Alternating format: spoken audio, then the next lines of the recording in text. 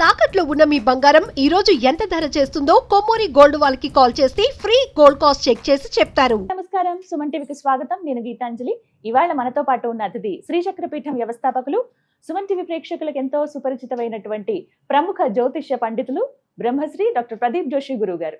గురుగారితో మాట్లాడి రాబోతున్నటువంటి గ్రహణాల గురించి వివరాలు తెలుసుకుందాం. అలాగే ఆ ప్రభావం ద్వాదశ రాశుల వారిపైన ఎలా ఉంటుంది, ఎటువంటి పరిహారాలు చేసుకోవాలి, గురుగారి మాటల్లో విందాం.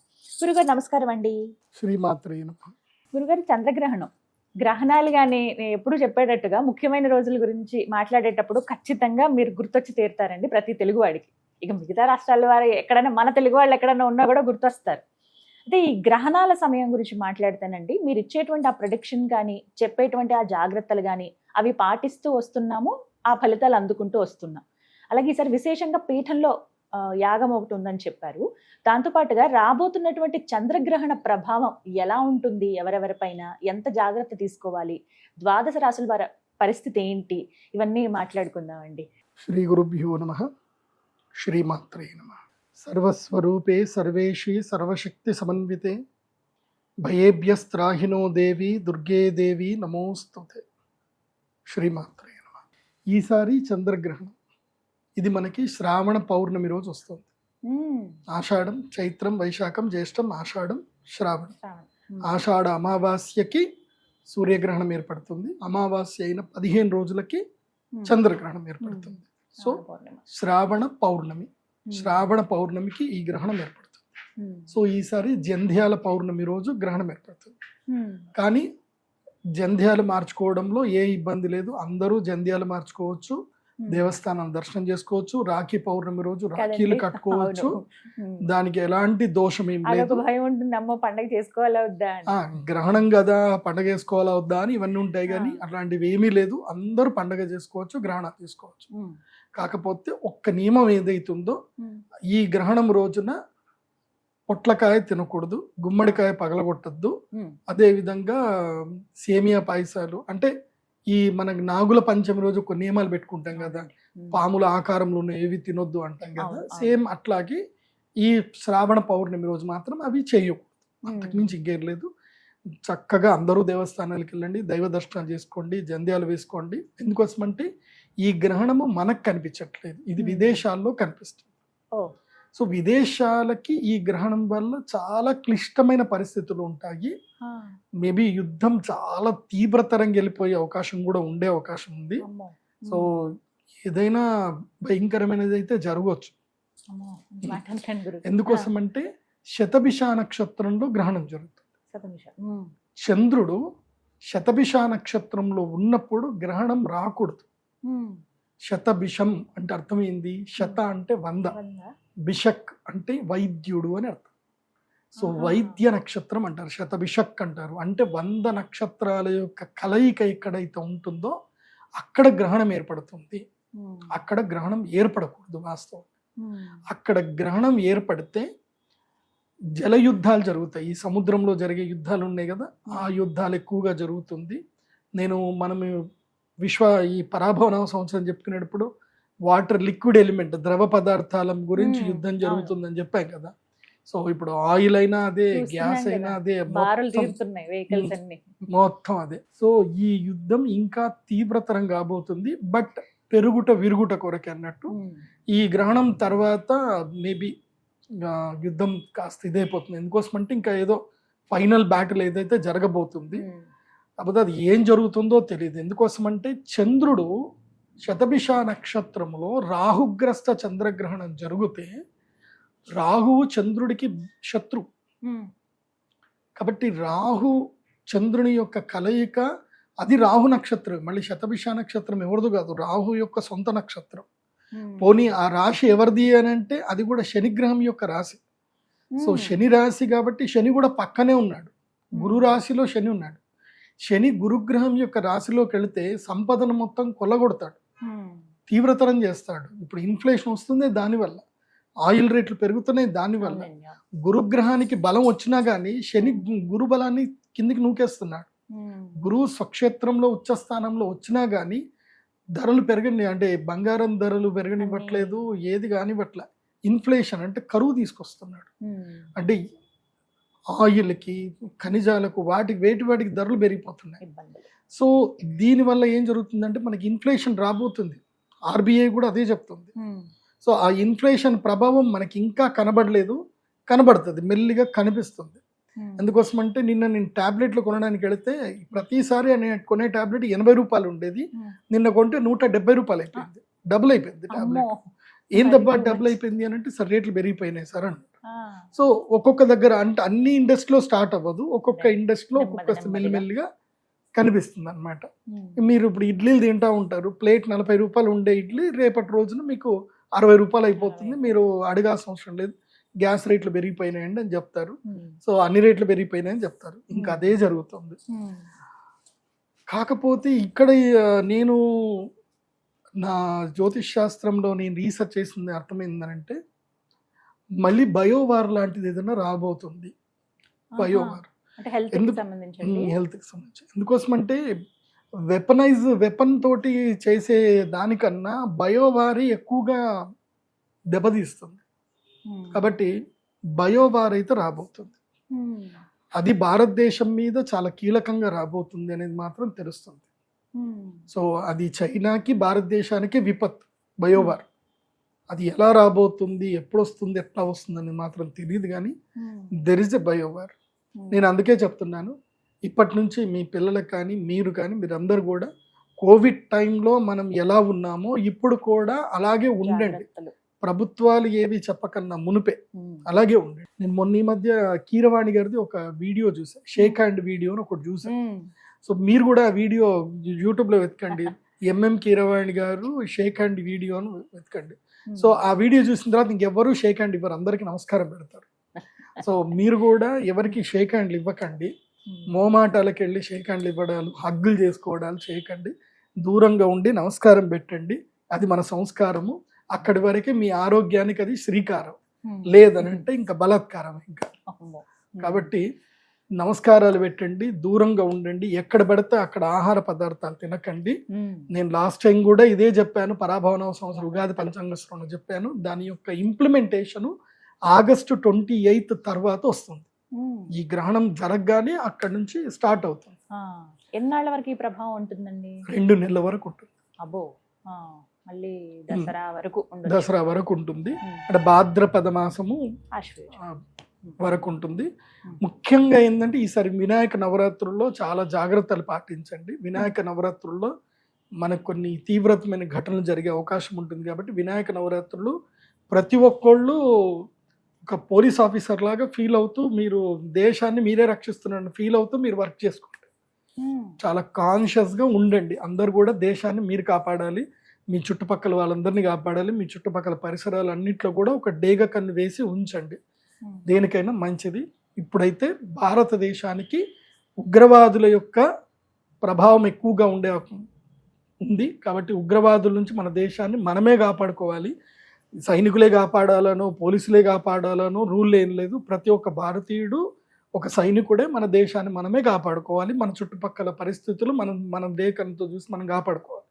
కాబట్టి అదొకటి. ఎందుకోసం అంటే దీని ప్రభావము భవిష్యత్తులో ఆరోగ్యం మీద చూపిస్తుంది, నీటి మీద చూపిస్తుంది, నీళ్ల మీద, ద్రవ పదార్థాల మీద ఈ ప్రభావం ఎక్కువగా ఉంటుంది. కాబట్టి ఈ విషయంలో అప్రమత్తంగా ఉండండి. గ్రహణం ఎక్కడో వేరే దేశంలో యుద్ధం జరిగితే మనకేం వస్తుంది అనుకున్నాం, కానీ ఇప్పుడు చూడండి అక్కడెక్కడో ఇరాన్కి ఇజ్రాయెల్కి మధ్యలో యుద్ధం జరిగి ఆ చిన్న సందు ఒకటి మూసేస్తే మన దగ్గర ఆయిల్ రేట్లు పెరిగిపోయాయి, డాలర్ రేటు పెరిగిపోయింది. ఎంత దారుణమైన పరిస్థితి. ఓ చిన్న సందు, ఒక వంక సందు, దేనికి పనికిరాని సందు అనుకున్నాం, అది ఇప్పుడు పెద్ద తలనొప్పై కూర్చుంది. నిజంగా మన భారతదేశానికి వాజ్పేయి గారు అప్పట్లో జరిగిన ఆయిల్ దానికి మన భారతదేశంలో కనుక రిజర్వ్స్ కనుక క్రియేట్ చేసి ఉండకపోతే ఇవాళ మన పరిస్థితి దారుణంగా ఉంటుండే. ఇవాళ మన భారతదేశంలో ప్రతి ఒక్కళ్ళు కూడా గౌరవ ప్రధానమంత్రి, మాజీ ప్రధానమంత్రి శ్రీ వాజ్పేయి గారికి మనం అందరం కూడా థ్యాంక్స్ చెప్పుకోవాలి, మనం మనస్ఫూర్తిగా థ్యాంక్స్ చెప్పుకోవాలి. ఆయన అప్పుడు కనుక ఈ ఇనిషియేట్ చేసి ఉండకపోతే, ఆయన మనకి న్యూక్లియర్ వెపన్ ఆయనే ఇప్పించారు, అబ్దుల్ కలాం గారు వాళ్ళు కలిసి మనకి న్యూక్లియర్ వెపన్ ఇచ్చారు, అట్లాగే ఆయిల్ రిజర్వ్స్ ఇచ్చారు. సో మనం వాళ్ళకి ఎప్పుడు మనం థ్యాంక్స్ చెప్పుకోవాలి. అలాంటి గొప్ప గొప్ప నాయకులు ఎవరైనా ఏదైనా నిర్ణయం తీసుకుంటే వాళ్ళకి సపోర్ట్ చేయాలి. అందుకే ఇప్పుడైతే ఆరోగ్యం పట్ల అప్రమత్తంగా ఉండండి. ఈ చంద్రగ్రహణం ప్రభావం వల్ల అయితే బయట ఎక్కడ తినకండి అని చెప్తాను. ఎంత కష్టమైనా ఇంట్లోనే అన్నం చేసుకొని కారం అన్నమైనా తినండి, కానీ బయట ఎక్కడ తినకండి, రోగాలు వస్తున్నాయి. తెచ్చుకోవద్దు. ఇక ఇంతకీ సమయం ఎప్పుడు గురువు గారు? ఈ గ్రహణం 28వ తారీఖు మన భారతదేశ కాలమాన ప్రకారము మార్నింగ్ 6:50 6:50 నుంచి మధ్యాహ్నం 12:51 అంటే 1 గంటల వరకు అనుకోండి. అంటే 7 గంటల నుంచి 1 గంటల వరకు మొత్తం ఆద్యంత పుణ్యకాలం 6 గంటల కాలము ఈ గ్రహణం ఉంటుంది. ఇది మన భారతదేశంలో అయితే కనబడదు. కాకపోతే గర్భిణీ స్త్రీలు అయితే ఎక్కడికి బయటకు వెళ్ళకండి, ఇంట్లోనే ఉండండి. నేను చెప్పాను కదా, గర్భిణీ స్త్రీలకి 3 దశలు ఉంటాయి. ఒకటి ప్రాథమిక, మాధ్యమిక, తర్వాత ఇంకోటి పీక్ ఉత్తమ ఉంటుంది. ప్రాథమిక దశ అంటే కన్సీవ్ అయినప్పటి నుంచి 3 నెలల వరకు పెద్దగా గ్రహణ వేద ఏం పడదు. 4వ నెల నుంచి 6వ నెల వరకు మధ్యమ దశ. ఇక్కడ కూడా కొంచెమే ప్రభావం ఉంటుంది తప్ప ఎక్కువ ప్రభావం ఉండదు. కానీ 7, 8, 9 ఏదైతే నెలలు ఉంటాయో ఆ గర్భిణీ స్త్రీ చాలా జాగ్రత్తగా ఉండాలి. గ్రహణం సమయంలో అనవసరమైన బయటకు వెళ్ళడాలు, ఎక్కడికి చేయడాలు, ఏది పడితే తినడాలు చేయకండి. సో ఏవైతే ఉడకబెట్టినటువంటి ఆహార పదార్థాలు, ముఖ్యంగా పాల పదార్థాలు, పెరుగు, ఇవి తినకూడదు గ్రహణ సమయంలో. జాగ్రత్తగా ఉండండి. ఆల్రెడీ చాలాసార్లు గ్రహణం వీడియో చేశాను, కానీ మళ్ళీ చెప్తున్నాను. చక్కగా వనమాలి గదీశాంకి శంఖీ చక్రీ చనందకి శ్రీమాన్ నారాయణో విష్ణుర్ వాసుదేవోభిరక్షతు. ఈ శ్లోకాన్ని కంఠస్థం చేసుకోండి. లేదంటే నారాయణ నారాయణ నారాయణ నారాయణ అనుకుంటూ నారాయణ నామస్మరణ చేసుకోండి. లేకపోతే శ్రీమాత్రే నమః, కృష్ణాయ నమః, ఏదైనా భగవన్నామస్మరణ మీకు సులభమైంది ఏదైతే అది భగవన్నామస్మరణ అనుకుంటూ ఒకవైపు తిరిగి పడుకోవాలి. మీకు దగ్గరలోనే మీ ఇంట్లోకి ఎక్కడ కూడా వెలుగు పడకుండా చూసుకోండి. మీకు 6 అడుగుల నుంచి 10 అడుగుల దూరంలో ఎక్కడైనా కార్నర్లో ఆవు నెయ్యితో చేసిన దీపాన్ని చక్కగా వెలిగించి పెట్టుకోండి. దానివల్ల మీకు ఎలాంటి విపత్తులు జరగవు. మంచినీళ్ళు దగ్గర పెట్టుకోండి, రాగి చెంబులో కానీ లేదా ఇత్తడి చెంబులో కానీ పెట్టుకోండి. అందులోపల ఒక తులసి దళము, బిల్వపత్రం వేసి పెట్టుకోండి. ఆ నీళ్లు తాగండి, ఎలాంటి నెగిటివ్ ఎఫెక్ట్ రాదు. సో ఒకవేళ కనుక మీరు మీ ఆరు బయట ఏదైనా మరుగుదొడ్లు ఉన్నా బయటకు వెళ్ళాల్సి వస్తే గొంగడి బట్ట కప్పుకొని, షాడో లాగా కప్పుకొని బయటకు వెళ్ళేసి రండి. సో ఈ విధంగా గర్భిణీ స్త్రీలు జాగ్రత్తగా ఉంటాయి. పగలు కాబట్టి కొంచెం జాగ్రత్తగా ఉంటేనే మంచిది. జాగ్రత్తగా ఉండాలి.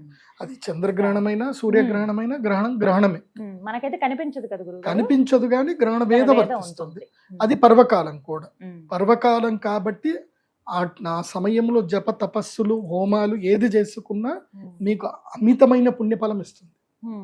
సూర్యగ్రహణము, అందుకే గణపతి అతరు శిష్యును కూడా చెప్తారు, సూర్యగ్రహే మహానద్యాం ప్రతిమాస నిధోవా జప్వా సిద్ధ మంత్రో భవతి అని. ఓం గం గణపతయే నమః. ఈ మంత్రాన్ని ఎవరైతే గనక గ్రహణ సమయంలో 1,00,000 సార్లు కంప్లీట్ చేశారనుకోండి, 1,00,000 అవసరం లేదు, 10,000 సార్లు 10,000 సార్లు పగడాల మాలతో చేయాలి. గణపతి మంత్రం పగడం మాలతోటే చేయాలి. పగడాల మాలతో గణపతి మంత్రం చేశారనుకోండి ఈ గ్రహణ సమయంలో, ఇంకా వాళ్ళ జీవితంలో గణపతి ఇట్లా భుజం మీద చేసుకొని నడిపిస్తాడు. నువ్వు నడువురా, నువ్వు నీకేమన్నా ఏ ఆటంకాలు రాకుండా నీకు చూసుకుంటానంటే. సో ఆ గణపతి మంత్రం చేసుకోండి. ముఖ్యంగా విద్యార్థులు. ఎందుకోసం అంటే అన్నిటికీ ఆయన్నే. ఎవరు ప్రథమ పూజ్యుడు ఎవరు, అగ్ర పూజ్యుడు ఎవరు అంటే ఆయన్నే కదా. కాబట్టి గణపతి మంత్రం చేసుకోండి. ఇది చాలా సులభమైన మంత్రము అండ్ అందరికీ ఈజీగా వస్తుంది. దీంట్లో ఏ నియమాలు లేవు. ఓం గం గణపతయే నమః. ఈ మంత్రం చదివేటప్పుడు ఒక సీక్రెట్ ఉంటుంది, ఇది బాగా గుర్తుపెట్టుకోవాలి. గం అనగానే ఇక్కడ వైబ్రేషన్ రావాలి పెదాల దగ్గర. గం అనుస్వారం రావాలి. ఓంకారంలో అనుస్వారము, గకారంలో అనుస్వారం. అకార ఉకార మకార ఇతి అని ఓంకారానికి చెప్తారు. అలాగే గకారానికి చెప్తారు ఓం గం గణపతయే నమః అని గణపతి అతర్వశేషను చెప్తారు. సో గం గణపతి, దీనిలో అకారము అనుస్వారం మకారం ఉంది, ఉకారం లేదు. సో అకార మకారాలు ఎక్కడైతే కలుస్తాయో అది మహాశక్తి కింద వస్తుంది. అది గరిమాశక్తి అంటారు. గరిమాశక్తి అంటే చాలా బలమైన శక్తి అని అర్థం. అనిమాది అష్టసిద్ధుల్లో గరిమా సిద్ధి అనేది ఉంటుంది. ఆ గరిమా సిద్ధి మన గణపతి నుంచే రావాలి. సో అందుకే గం గణపతయే నమః. కానీ చాలా మంది చేసే పొరపాటు ఏంటంటే గం గణపతయే నమః, గం గణపతయే నమః, Fast, గం fast, గణపతయే fast, నమః fast గా అంటే చేసేస్తారు. అట్లా గం గణపతయే నమః, గం గణపతయే నమః, గం గణపతయే నమః. నువ్వు గమ్ అన్నప్పుడల్లా నీ పెదాలకు వచ్చే వైబ్రేషన్ ఏదైతే ఉందో అది నీ ఆరాని ప్యూర్ చేస్తూ వెళ్తుంది. సింపుల్ చెప్పాలంటే నువ్వు ఒక గంట కొట్టినప్పుడు ఒక వాటర్లో పెట్టి ఒక వాటర్లో మంచి గంట పెట్టి తన్నని గంటను కొట్టండి, వాటర్ అంతా ఎట్లా కదులుతాయి. సో అట్లాగే తరంగాలు వస్తాయి. సౌండ్ వేవ్స్ కూడా కదులుతాయి. నువ్వు గమ్ ఈ అనుస్వారం వచ్చినప్పుడు కదులుతాయి. దాంతో ఏమవుతుందండి, నీ ఆరా ప్యూర్ అవుతుంది. సో ఒక్కటి బాగా గుర్తుపెట్టుకోండి, నేచరు బలమైన సంకల్పం ఉన్న వ్యక్తులని వెతుక్కుంటుంది. వాళ్ళని మాత్రమే తీసుకెళ్ళి ఒక ఉన్నత స్థాయిలో కూర్చోబెడుతుంది. నీ సంకల్పం ఏదైనా కానీ అది చెడు కానీ మంచిది కానీ నీకు బలమైన సంకల్పం దాని మీద ఉండాలి. ఇప్పుడు ఉదాహరణకి ఇదే బ్రహ్మదేవుడు, ఇదే శివుడే కదా మనకు వరాలు ఇచ్చింది. ఎవరికి? మహిషాసురుడికి వరాలు ఇచ్చింది ఎవరు? బ్రహ్మదేవుడే కదా. వాళ్ళంతా కఠోర దీక్ష చేశారు. వాళ్ళ సంకల్పం ఏంటంటే వాళ్ళ లోకాలను ఏలాలి, దేవతల్ని హింసించాలి. వాళ్ళ సంకల్పం అదే. మా పూర్వీకులకి వాళ్ళకి ఎవరైతే అన్యాయం జరిగిందో ఆ అన్యాయానికి మేము పగ తీర్చుకోవాలి. అందుకే రాజకీయాల్లో చూసిన బుద్ధి లేని వాళ్ళని కూడా భగవంతుడు సీఎం చేసి కూర్చోబెడతాడు, బుద్ధి ఉన్న వాడిని కూడా సీఎం చేసి కూర్చోబెడతాడు. ఎందుకు పనికి మాలిన వాడు కూడా సీఎం అవుతాడు. ఎందుకు అవుతాడు అని చాలా మంది తెలియదు. వీడెట్లా సీఎం అయినరా అని నెత్తుకొక్కుంటారు అందరూ. వీడి కనీసం ఏం తెలీదు, ఇట్లాంటి వాడు ఎట్లా సీఎం అయ్యాడరా అని అందరూ నెత్తికొట్టుకుంటారు. ఎందుకోసం అంటే పెద్ద పెద్ద కలెక్టర్లు, పెద్ద పెద్ద మేధావులు అందరూ కూడా వాడి ముందు తలదించాల్సి వస్తుంది. నాకు అర్థమైంది ఏంటంటే, అంటే నేను కూడా ప్రశ్న వేసుకుంటాను కదా, ఎందుకు పనికి మాలను ఉండి భగవంతుడు ఈ స్థాయిలో ఎందుకు ఉంచిండు అని అంటే వాడి సంకల్ప బలం గొప్పది. వాడికి నేను సీఎం అవ్వాలని వాడికి సంకల్పం ఉంది. వాడికి తెలివి లేదు, ఏమీ లేదు, కానీ వాడికి సంకల్పం ఉంది నేను సీఎం అవ్వాలి అని అనుకుంటే అయిపోయాడు వాడు. తర్వాత వాడు ఏం చేస్తున్నాడా అనేది అది ప్రకృతికే వదిలేస్తాను తప్ప ఇంకేం లేదు. అందుకే నేనేం చెప్తున్నా అంటే, మీరేం అవ్వాలనుకుంటున్నారు అనేది మీరు క్లారిటీగా అనుకొని ఇంకా దానికి స్టిక్ అయి ఉండాలి. ఇంకా జరగొద్దు, ఇంకా కాదేమో. దానికి మా పతంజలి యోగ సూత్రంలో ఒకటి చెప్తారు, వ్యాధి స్థాన సంశయ ప్రయోజన ఆలస్య అవిరతి భ్రాంతి దర్శన అలబ్ధ భూమికత్వ చిత్త విక్షేపాస్తే నవాంతరాయ అని 9 అంతరాయాలు వస్తాయి. మీకు నేను మళ్ళీ మనం డిస్కషన్లో సంకల్పం అంటే ఏంది, సంకల్పానికి మనని దూరం పంపించేటి ఏంది అనేది కూడా వీడియో వచ్చారు, మీరు ఫాలో అవ్వండి, అది కూడా చెప్తాను. సో ఇవి మనల్ని దూరం చేస్తాయి సంకల్పానికి. ఆ దూరం అవ్వకుండా నిలబడాలి. అలా నిలబడ్డోడే గొప్ప స్థాయికి వస్తాడు. గొప్ప స్థాయికి ఎలా వస్తాడు అంటే, నీ సంకల్పం మీద నువ్వు బలవంతంగా నువ్వు భయంకరంగా కష్టపడుతున్నావు అనుకో, నేచర్ నేను అబ్జర్వేషన్ చేస్తుంది, నీకు పరీక్షలు పెడుతుంది. నువ్వు అన్నీ నెగ్గావు అనుకో, తీసుకెళ్ళి నేను అడుగు కూర్చోబెడుతుంది. అది నువ్వు ఎవడివైనా సరే, నువ్వు ఎందుకు పనికిరాని కోన్కిస్కావైనా సరే నేను తీసుకొచ్చి అక్కడ కూర్చోబెడుతుంది. నేను ఎంతోమందిని చూసిన, కౌన్సిలర్ స్థాయిలో ఉన్నటువంటి వ్యక్తిని ఇప్పుడు పిఎం చేసింది సంకల్పం. ఎవరెవరు అందరూ చూడండి. ఇప్పుడు మన గౌరవ ముఖ్యమంత్రి రేవంత్ రెడ్డి గారు చూసుకోండి, ఆయన ఒక మామూలు స్థాయి నుంచి ఇంత స్థాయికి వచ్చి ఒక స్థాయిలో సీఎంగా ఎదిగారు అంటే ఎంత గొప్ప స్థాయి అనేది. ఆయన అంటే సీఎం గారి కొడుకు కాబట్టి, జగన్మోహన్ రెడ్డి కాబట్టి, ఆల్రెడీ వైఎస్ఆర్ కొడుకు కాబట్టి ఆయన అభిమానం ఈయనకు వచ్చింది అనుకుంటాం. కానీ ఆయన శక్తి కూడా ఉంది. కానీ ఒక్కొక్కళ్ళు నేను చూస్తున్నా కదా, చాలా మందిని, వాజ్పేయి గారు చూసుకున్నా, నరేంద్ర మోదీ గారు చూస్తున్నా, కొంతమంది రాజకీయ నాయకులను చూస్తున్నాం కదా, వాళ్ళు ఎంతో కష్టపడి సంకల్పం మీద స్టిక్ అయి ఉన్నారు, ఎటు డైవర్ట్ కాల. సో మీరు కూడా డైవర్ట్ కాకపోతే అద్భుతాలు సాధించవచ్చు. గ్రహణం సమయంలో చేసుకోండి. గురుగారు, ఇక ఈ రాహుగ్రస్త చంద్రగ్రహణం ఆగస్టు 28 శ్రావణ పౌర్ణమి రోజున, మరి ఈ ప్రభావం ద్వాదశ రాశులపైన ఎలా ఉంటుందో తెలియచేస్తారా? మంచి ఫలితాలు ఎవరికి ఉన్నాయి, అధమంగా ఎవరికి ఉంది, అలాగే మధ్యస్థంగా? ఈ గ్రహణం వల్ల 4 రాష్ట్రాల వాళ్ళకి నెగిటివ్ ఉంటుంది, 4 రాష్ట్రాల వారికి పాజిటివ్ ఉంటుంది, 4 రాష్ట్రాల వాళ్ళకి నార్మల్గా ఉంటుంది. కాకపోతే ఈ గ్రహణం టైంలో ఏంటంటే, మీకు సూర్యగ్రహణంలో ఎవరెవరికైతే బెనిఫిట్స్ వచ్చాయో, సూర్యగ్రహణం, అందుకు మనం సూర్యగ్రహణం డిస్కస్ చేసేటప్పుడు నేను మీనరాశి గురించి ఎక్కువ చెప్పలేదండి. ఎందుకు చెప్పలేదు అంటే, వాళ్ళకి ఆల్రెడీ ఏలినాటి శని ఉంది. సూర్యగ్రహణం ఒక్కటి బెనిఫిట్ ఇచ్చింది, 15 రోజుల వరకే బెనిఫిట్ ఇస్తుంది. కానీ చంద్రగ్రహణంకి ఇటు ఏలినాటి శని తర్వాత గ్రహణం 2 పట్టుకొని పిండేస్తాయి. సో మీనరాశి వారికి ఈ గ్రహణము నెత్తి మీద గుదిబండేసేస్తుంది. మీకు ఏ సంబంధం లేకుండా ఏదో వర్షం పడుతుంది కదా అని చెట్టు కిందకి వెళ్ళి నిల్చుంటారు, అక్కడనే పిడుగు పడుతుంది. సో అట్లుంటుంది. సో మీరు ఎంత సేఫెస్ట్ ప్లేస్ అనుకున్నా మీకు అదే టార్గెట్ ప్లేస్ అవుతుంది. కాబట్టి మీనరాశి వారు ఎంత అప్రమత్తంగా ఉంటే అంత మంచిది. ఈ గ్రహణము కుంభరాశిలో ఏర్పడుతుంది కాబట్టి ద్వాదశ స్థానములో కుంభరాశికి మీనరాశిలో జరుగుతుందంటే మీనరాశి కుంభరాశి ద్వాదశ స్థానము. కాబట్టి తన ద్వాదశ స్థానంలో గ్రహణం జరుగుతుంటే అనవసరమైన ఖర్చులు అవుతాయి. మోసగాళ్ళు మీ ఇంటికి వస్తారు, మోసం చేస్తారు. ఈ మధ్య చాలా మంది మోసాలు నేను చూస్తున్నాను. మనకి ఆ వీడియో కూడా ఒకటి చేయాలి. ఎట్లా అంటే వీళ్ళు దరిద్రులు వస్తారు, మీకు మా దగ్గర రైస్ పుల్లింగ్ ఉందండి, మా దగ్గర రేర్ ఎర్త్ మెటీరియల్ ఉందండి, మా దగ్గర యాంటీ మ్యాటర్ ఉందండి అని చెప్పి వచ్చి మీకు 5,000 కోట్లు ఇస్తాం, 10,000 కోట్లు ఇస్తామని చెప్తారు. ఏదో వాడిది ఏదో ఆస్తులు ఉన్నట్టు చేసినట్టు. మీరు ₹1,00,000 ఇస్తే 1,00,000కి 100 కోట్లు ఇస్తామండి, మీరు 10 లక్షలు ఇస్తే మీకు 1000 కోట్లు వస్తాయి అని చెప్పేసి అని వాళ్ళు ఏదో దిక్కుమాల అగ్రిమెంట్ చేసి ఇస్తారు వీళ్ళకి. అవి ఎందుకు పని చేయవు. సో మోసపోతారు. అందులోపల కొంతమంది పేర్లు కూడా చెప్తాను. ఎందుకోసం అంటే ఈ మధ్య నాకు ఒక పోలీస్ ఆఫీసర్ పరిచయం అయ్యారు, అని చూపించారు ఇట్లాంటి కేసులు కూడా ఉంటాయండి అని చెప్పి. సో మురళీధరుడు అని ఒక పేరు, వాడు మోసం చేస్తున్నాడు. తర్వాత ప్రవీణ్ అని ఒకడు ఉంటాడు, వాడు మోసం చేస్తున్నాడు.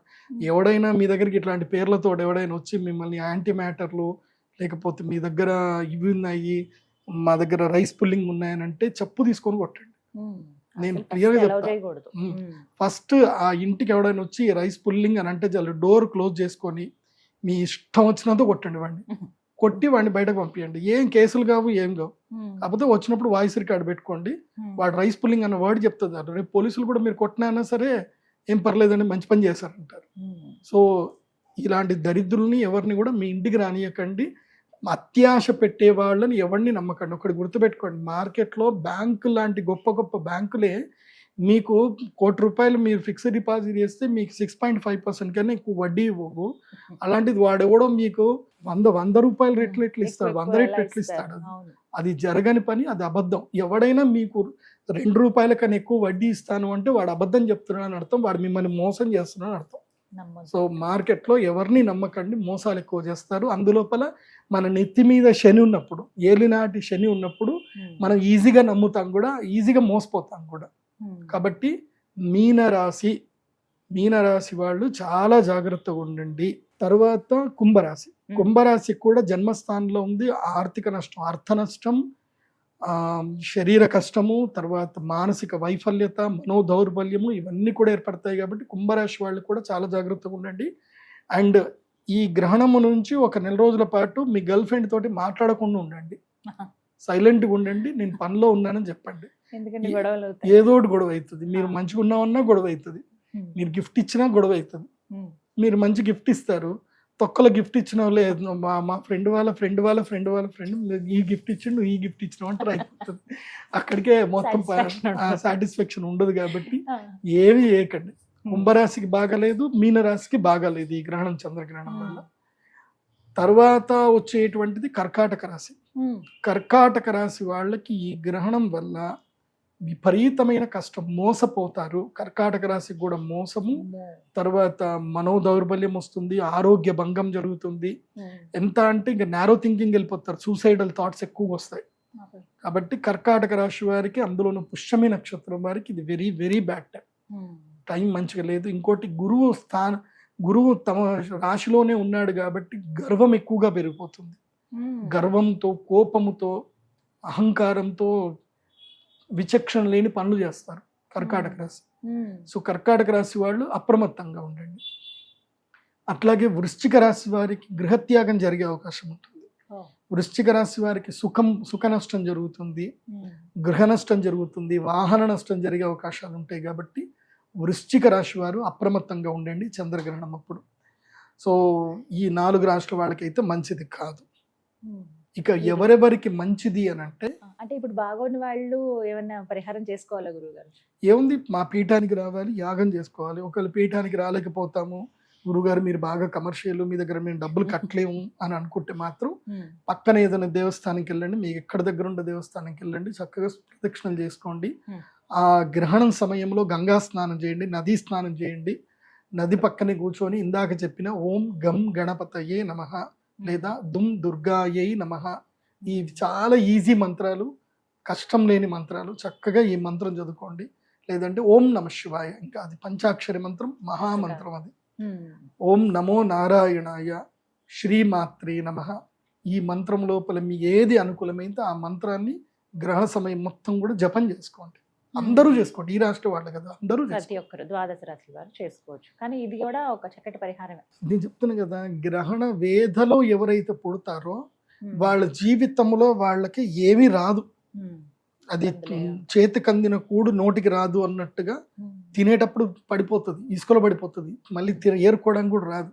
ఆ పరిస్థితి గ్రహణ వేద పుట్టిన వెంట ఉంటుంది. గ్రహణ వేద అంటే ఎవరైతే తమ పుట్టిన సమయం ఉంటుందో 15 రోజుల ముందు 15 రోజుల తర్వాత, సూర్యగ్రహణమైన చంద్రగ్రహణమైన ఈ డ్యూరేషన్ మధ్యలో ఉంటే వాళ్ళు గ్రహణ వేదతో పుట్టినట్టే. క్లియర్? ఇందాక మనం చెప్పాను కదా, 7వ గర్భము 8వ గర్భము 9వ గర్భంలో ఉన్నప్పుడు గ్రహణం జరుగుతాయి. ఒకటి 7వ గర్భంలో జరిగితే 25%, 8వ గర్భంలో జరిగితే 50%, 9వ గర్భంలో జరిగితే 100% గ్రహణ వేదం ఉంటుంది. సో 9వ గర్భం అనేది చాలా కీలకం. సో మీ అమ్మ గర్భంలో మీరు 9వ నెలలో ఉన్నప్పుడు ఏదైనా గ్రహణం వచ్చిందా అని మీరు గూగుల్ జెమినీ ఏ ద్వారా మీరు రీసెర్చ్ చేస్తే మీకు దొరికిపోతుంది. ఒకవేళ మీరు ఆ టైంలో పుడితే ఎట్టి పరిస్థితుల్లో వెంటనే నా pradeepjoshi.com వెబ్సైట్కి వెళ్ళి బుక్ చేసేసుకోండి. ఇంకా వేరే ఆలోచన ఏం లేదు. జరుగుతుందండి. అదే రోజు గంటలకు రమ్మంటారు గురువు గారు? ఎర్లీ మార్నింగే. ఈ గ్రహణము మార్నింగ్ కదా, ఉంది కాబట్టి 5 o'clock స్టార్ట్ అయిపోతాయి. 5 o'clock నుంచి సంకల్పాలన్నీ చేయాలి కదా. 4 నుంచి 6 గంటల వరకు సంకల్పాలు, 6 నుంచి 7 గంటల వరకు ప్రాథమిక పూజ ఉంటుంది, సంకల్పం ఉంటుంది. ఆ తర్వాత 7 గంటల నుంచి యాగం స్టార్ట్ అవుతుంది. 7 నుంచి 12, 1 గంటల వరకు యాగం. యాగం తర్వాత మళ్ళీ రుద్రశూల స్పర్శ ఉంటుంది. చాలా పద్ధతికి వెళ్తుంది మన దగ్గర. గ్రహణం అంటే రుద్రశూల స్పర్శ, తర్వాత అమ్మవారి తమలపాకు ప్రసాదం ఉంటుంది. ఆ టైంలోనే ఇస్తాను, మళ్ళీ ఎప్పుడు ఇవ్వను. తేనె, తమలపాకు, లవంగం వేసి మంత్రి ఇచ్చిన ప్రసాదం ఇస్తాను. అదేందో విచిత్రం, చాలా మందికి మంచి జరిగిపోయింది అబ్బా, నాకు ఆశ్చర్యం అనిపిస్తుంది. అంటే అంత పవర్ ఉందా మన దగ్గర అని అప్పుడప్పుడు నాకే డౌట్ వస్తుంది. అద్దలు ముఖం చూస్తుంటే అదే ఆ గ్రహణం టైంలో మన క్షేత్రంలో అమ్మ పలుకుతుంది, అంతకుమించి ఏం లేదు. నేను జస్ట్ ఒక మీడియం మాత్రమే. అదే అమ్మదే, అంతకుమించి ఏం లేదు. కాకపోతే అందరికి మంచి అవుతుంది. కొంతమంది పిల్లలు లేని వాళ్ళకి పిల్లలు అయిపోయారు, అందరు బాగున్నారు. మావాడు కూడా తీసుకున్నాడు, వాడికి కొడుకు పుట్టాలని కోరుకుంటే వాడికి కొడుకు పుట్టాడు. మా దగ్గర పనిచేసే పిల్లాడికి వాడి భార్య ప్రెగ్నెంట్ అయింది, మంచి సంతోషంగా ఉన్నారు, బాగుంది. సో అందరికి మంచి జరుగుతుంది, మంచి జరగాలి. మనం చేసే మన మనసు మంచి అయినప్పుడు అందరికి మంచి జరుగుతుంది. సో ప్రసాదం మాత్రం అందరికి ఫ్రీగానే ఇస్తాం, దానికైతే డబ్బులు తీసుకోము. గ్రహణం సమయంలో అమ్మవారికి తేనెతో అభిషేకం చేస్తాము. సో ఆ తేనెతో అభిషేకం చేసి ఎందుకోసం అంటే అమృతోద్భవ కాలం అంటారు, అది అమృత కాలం అంటారు. సో అమృత కాలము, పర్వకాలములో తేనె ప్రసాదాన్ని స్వీకరించాలి. సో అది మేము మంత్రించి ఇస్తాం కాబట్టి అప్పుడు అందరూ తీసుకోవాలి, అందరూ లైన్లో వస్తారు. మళ్ళీ అందరికీ అమ్మవారి తిలకం పెడతాము. ఓ పెద్ద ప్రాసెస్ ఉంటుంది. నేను వద్దు అనుకున్నా తగ్గించడానికి ఉండదు, అది ఒకటేసారి. అందుకే 100 మందికే అవకాశం ఇస్తాను, ఎక్కువ మందికి ఇవ్వను. అది కూడా ఒక కంప్లైంట్ గురువు గారు మీ మీద, మీరు మరి 100 మంది పెడతారేంటండి? మరి ఏం చేయాలంటే గ్రహణం అప్పుడు ఫస్ట్ ఏంటంటే అందరికి సంకల్పాలు చెప్పాలి. ఆ తర్వాత గ్రహణం స్టార్ట్ అవుతున్నప్పుడు నేను అందరి దగ్గరికి వెళ్ళి నా చేయితోటి రుద్రశూల స్పర్శ ఇవ్వాలి. రుద్రశూల స్పర్శ ఇచ్చి మళ్ళీ అందరికి మాల ఇవ్వాలి. ఎందుకోసం అంటే రక్షమాల ఇవ్వకుండా గ్రహణం స్టార్ట్ చేయకూడదు. అందరికి రక్షమాల ఇవ్వాలి. రక్షమాల ఇస్తేనే గ్రహణం స్టార్ట్ చేయాలి. రక్షమాల లేకుండా గ్రహణం చేయకూడదు. కాబట్టి రక్ష ఇవ్వాలి. రుద్రశూల స్పర్శ తర్వాత ఇవి 2 రక్ష ఇస్తాం. ఇదంతా అయిన తర్వాత మళ్ళీ ప్రసాదం ఇవ్వాలి. ప్రసాదం ఏంటి అంటే తేనె ప్రసాదం ఇవ్వాలి. ఇది అందరికీ ఇవ్వాలి కదా. ఇది కూడా ఈచ్ పర్సన్ దగ్గరికి వెళ్ళాలి. ఇది రుద్రశూల స్పర్శ ఈచ్ పర్సన్ దగ్గరికి వెళ్ళాలి. మళ్ళీ తమలపాకు ప్రసాదము ప్రతి పర్సన్కి ఇవ్వాలి. ఇదైన తర్వాత మళ్ళీ ఇంకో రౌండ్ వస్తుంది. ఇంకో రౌండ్లో ఏంటంటే అందరికీ తిలకం పెట్టాలి, అదొక రౌండ్ అయిపోతుంది. మళ్ళీ ఇంకొక రౌండ్ ఉంటుంది, లవంగాలన్నీ ఇవ్వాలి. సో ఒక 100 మంది వచ్చారనుకుందాం, కంపల్సరీ 300 మంది వస్తారు. 300 మంది వస్తారు. 300 మంది 5 రౌండ్లు తిరిగితే 1500 మందికి 1500 సార్లు నా చేయి జరుగుతూనే ఉండాలి. ఆ ఉన్న 4 గంటల్లో ఎంతమందికి చేయాలి? అందుకే అవి దృష్టిలో పెట్టుకుని అంతే, అంతకుమించి ఎక్కువ మందిని రానిచ్చేదే లేదు. కొంతమందే రావాలి అంతే. కొంతమంది ఎంతమంది రాగలిగితే అంత వాళ్ళకే అదృష్టం, అంతకుమించి ఏం లేదు. ఇంకోటి ఏంటంటే మా అమ్మవారు సెలెక్ట్ చేసుకుంటదేమో అనిపిస్తుంది. అంతేనా? ఇంతమంది అంటే అంతమందే వస్తారు, మేము బియ్యం పెడతాం కదా, ఇంతమంది వస్తారు అనుకొని నేను ఒక లెక్కేసుకొని చెప్తాను, ఇంతమందికి బియ్యం పెట్టరా అంటే అంతమంది వస్తారు, అన్నం అస్సలు మిగలదు మా దగ్గర. సో అంతే, అమ్మ లెక్కేసుకుంటుంది అది. ఆ అమ్మవారు మా పీఠానికి మీరు వచ్చారు అంటే అమ్మవారు మిమ్మల్ని పిలుచుకుంది అని అర్థం, లేకపోతే మీరు రాలేరు.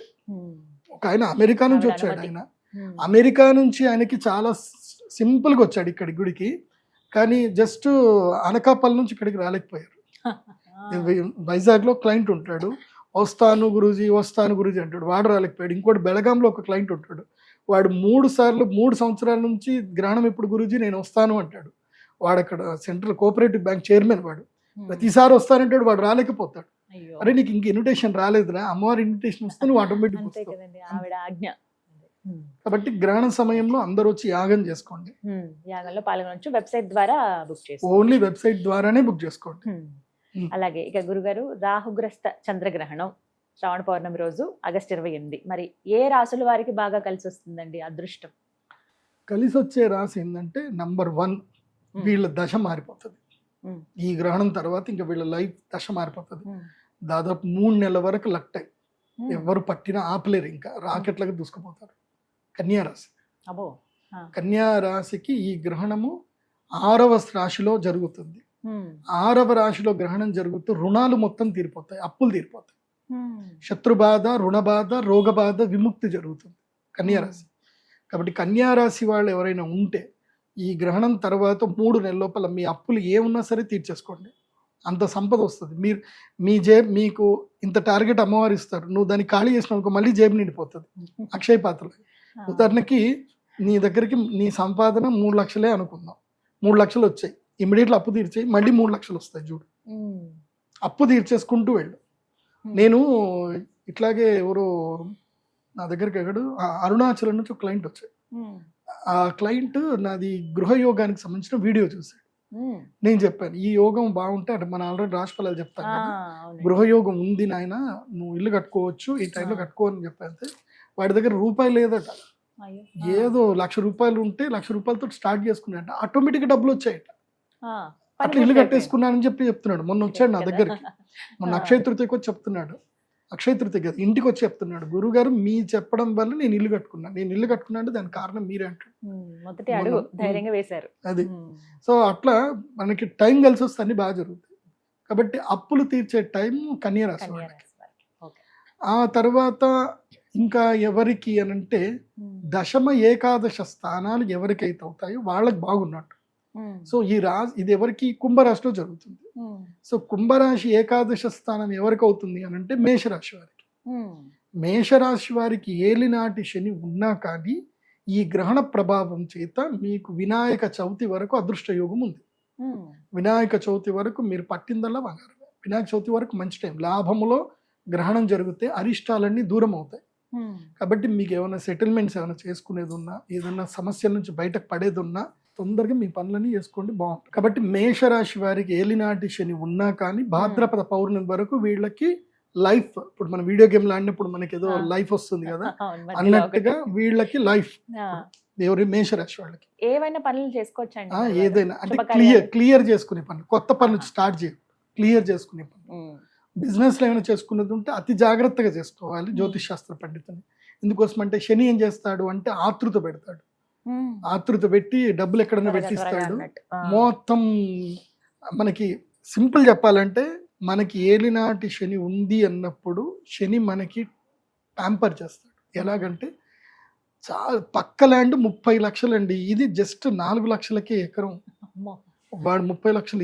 ఏంది అంటే ఏం లేదండి, వాడికి ఏదో సమస్య ఉంది, వాడికి డబ్బులు కావాలి కాబట్టి వాడు 4 లక్షలకు అమ్ముతున్నాడు, ఛాన్స్ మిస్ అయిపోతుంది, మీ ఇష్టం. మనకు అది ఆ లాజిక్ మనం పట్టుకోం. వాడు 30 లక్షలు పక్క ల్యాండ్ అమ్ముతున్నాడు, 4 లక్షలకి అమ్ముతున్నాడు లాజిక్ మనం పట్టుకోం. సో ఆ లాజిక్ లేకుండా దాన్ని పోతాం, కొనేస్తాం. తీరా కొన్ని అంత అయిన తర్వాత వాడు అక్కనో చెల్లో వాడు తమ్ముడో ఎవడో ఒకడు వచ్చి కేసేస్తాడు. వాడు డబ్బులు వాడు తీసుకొని వాడు దులుపుకొని వెళ్ళిపోతాడు. ఇక వీడు కోటు చుట్టూ వీడు దొరుకుంటూ కూర్చోవాలి. మన భారతదేశ చట్టాలు అట్లా ఉన్నాయి మరి.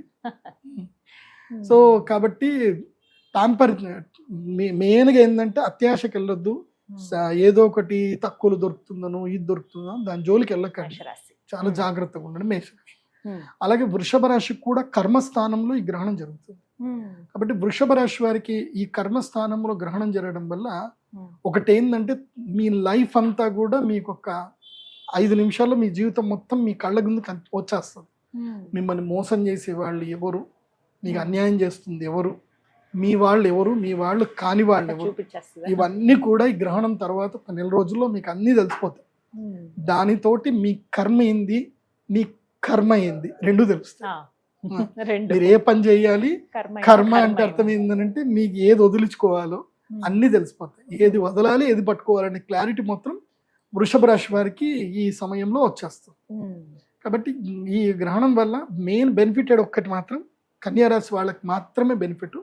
మిగతా వాళ్ళకి సాధారణంగా సెటిల్మెంట్ చేసుకోవాలి, క్లియర్ చేసుకోవడానికి బాగుంది. అట్లాగే ధైర్యస్థానం ఎవరు అంటే ధనుస్సు రాశి. ధనుస్సు రాశి వారికి తమ ధైర్యస్థానంలో గ్రహణం జరుగుతుంది కాబట్టి విదేశీ ప్రయాణాల గురించి కానీ కాంపిటేటివ్ ఎగ్జామ్స్ గురించి కానీ ఏదైనా ప్రిపేర్ చేసుకునేది ఉంటే ధనుస్సు రాశి వారు చేసుకోవచ్చు. వాళ్ళకి ఇది మంచి టైం. ధనుస్సు రాశి వాళ్ళకి మెయిన్గా జీవితంలో ప్రోగ్రెసివ్ అవ్వడానికి, ప్రమోషన్ కానీ ఏదైనా ప్రోగ్రెసివ్ అవ్వడానికి ధనుసు రాశి వాళ్ళకి ఈ గ్రహణం ప్రభావం ఉంటుంది. ఒకటి బాగా గుర్తుపెట్టుకోండి, గ్రహణాలలో సూర్యగ్రహణం ఇచ్చినంత నెగిటివ్ అండ్ బెనిఫిట్ చంద్రగ్రహణం ఇవ్వదు. అవునా అండి? చంద్రగ్రహణం అంత శక్తి ఉండదు. సూర్యుడు ఆత్మకారకుడు. ఆత్మకారకుడు అంటే ఆత్మ చైతన్యం, అది దాని బలం కొడుతుంది. చంద్రుడు మనకారకుడు, మనస్సును బలంగా కొడతాడు. సో సైకలాజికల్ ఇంపాక్ట్స్ అన్ని కూడా చంద్రగ్రహణం వల్ల ఉంటాయి. తర్వాత మెయిన్గా కర్మ ఇవన్నీ కూడా పితృదోషాలు ఇవన్నీ కూడా మనకి సూర్యగ్రహణం వల్ల వస్తాయి. కాబట్టి జాగ్రత్తగా ఉండి గ్రహణాలు సద్వినియోగం చేసుకోండి. అందరు కూడా భగవద్ ఆరాధన చేయండి. గ్రహణ పర్వకాలం ఏదైతే ఉందో నేను చెప్పిన టైం 28వ తారీఖు మార్నింగ్ 6 o'clock నుంచి మధ్యాహ్నం 1 o'clock వరకు చక్కగా ఏదైనా దేవస్థానంకి వెళ్ళి మంచిగా దైవ ధ్యానం చేసుకోండి. ఎలాంటి అన్నము ఏవి తినకండి. ఇది అనుష్ఠానం చేసుకునే వాళ్ళు ఏవి తినకండి. మిగతా వాళ్ళు మీ ఇష్టం, మీరు ఎట్లా బతకాలి కూడా అట్లా బతకాలి. అనుష్ఠానం చేసుకునే వాళ్ళకి మాత్రం చెప్పండి. ఏం బటన్ దాన్ని వాడికి మనం ఏం చెప్తాం, వాళ్ళ ఇష్టం వచ్చినట్టు వాళ్ళ బతకండి, వాళ్ళకి స్వాతంత్రం ఉంది.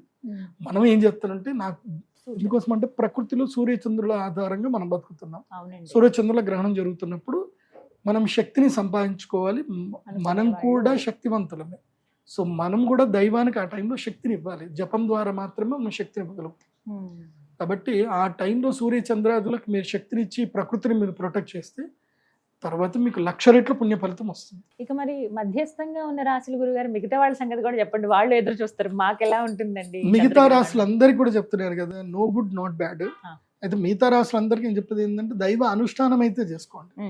ఒకవేళ మీరు మిగతా రాశిలో ఉన్న 12 రాశుల వాళ్ళందరికీ చెప్పేది ఏంటంటే మీరు పుట్టిన డేట్ ఆఫ్ బర్త్ ఏదైతే తీసుకొని గూగుల్లో వేసి ఆ ఎక్లిప్స్ ఎప్పుడు వచ్చింది, మీరు ఏ గర్భంలో ఉన్నప్పుడు సూర్యగ్రహణం చంద్రగ్రహణం ఏర్పడింది, అది 7, 8, 9 గర్భంలో ఉన్న జరిగితే మాత్రం ఏ మాత్రం ఆలోచించకుండా పీఠం లోపల టికెట్ బుక్ చేసుకోండి, వచ్చి యాగం చేసుకోండి. దాని కాస్ట్ ఎంత, గ్రహణం అప్పుడే అవకాశం.